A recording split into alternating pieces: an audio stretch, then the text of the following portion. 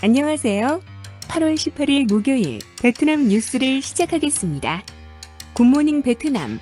무디스 베트남 경제 8.5% 성장 기대, 탈중국 자본 이동의 수혜. 비즈니스타임즈에 따르면 무디스는 올해 베트남 성장률 전망치를 아시아 태평양 경제권 중 가장 높은 8.5%로 상향 조정했습니다. 무디스는 중국 정책의 불확실성이 베트남을 비롯한 동남아 국가로 투자 흐름을 돌릴 것이라고 전망했습니다. 또한 외국인 직접 투자가 지속적으로 유입되면서 경제도 뒷받침되고 있다고도 말했습니다. 매일경제. 애플마저 중국 탈출, 맥북 베트남 생산 시동. 애플이 처음으로 베트남에서 애플워치, 맥북, 홈팟 스피커 생산을 추진합니다. 미국과 중국 간 갈등이 고조되면서 생산에서는 중국 올인 전략을 구사하고 있는 애플마저 탈중국을 서두르는 것입니다. 17일 현지 시간 니케이, CNBC 등에 따르면 애플 제품 주문 생산 업체인 폭스콘과 럭스쉐어는 베트남 북부 지역에서 스마트 시계인 애플워치 테스트 생산에 돌입했습니다. 카운터포인트 리서치에 따르면 애플의 중국 생산 비중은 95.3%에 달합니다.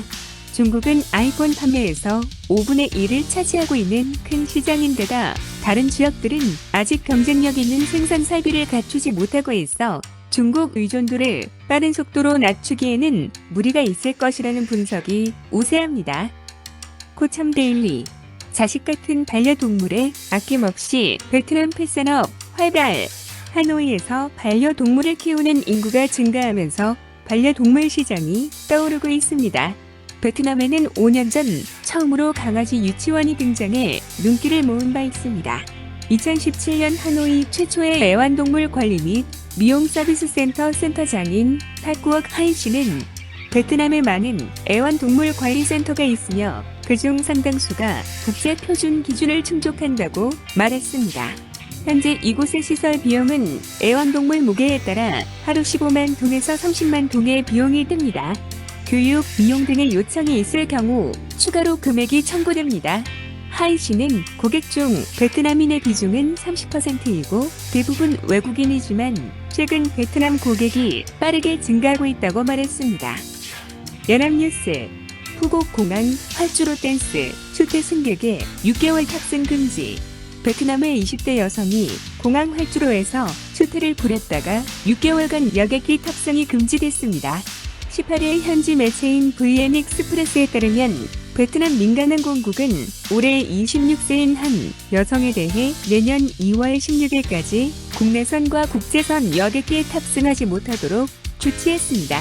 이 여성은 또 공항 안전요원의 지시에 따르지 않았다는 이유로 벌금도 부과됐습니다. 당국에 따르면 해당 여성은 올해 5월 18일 남부 푸곡 공항의 활주로 부근에 무단으로 진입해 춤을 추고 동영상을 촬영했습니다. 빈비에팡 민간항공국 국장은 고의적으로 비행 규정을 위반하는 탑승객은 엄하게 다뤄야 한다고 밝혔습니다. 아주경제.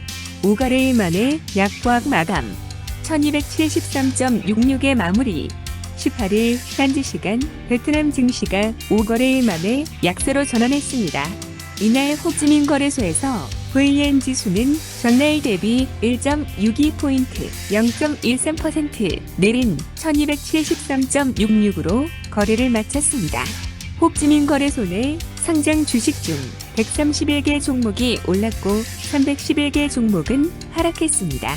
외국인 투자자들은 호찌민 거래소에서 하루 만에 순매수세로 전환했습니다. 업종별로는 25개 업종 중 증권 2.0%를 비롯해 6개의 업종만 강세를 보였습니다.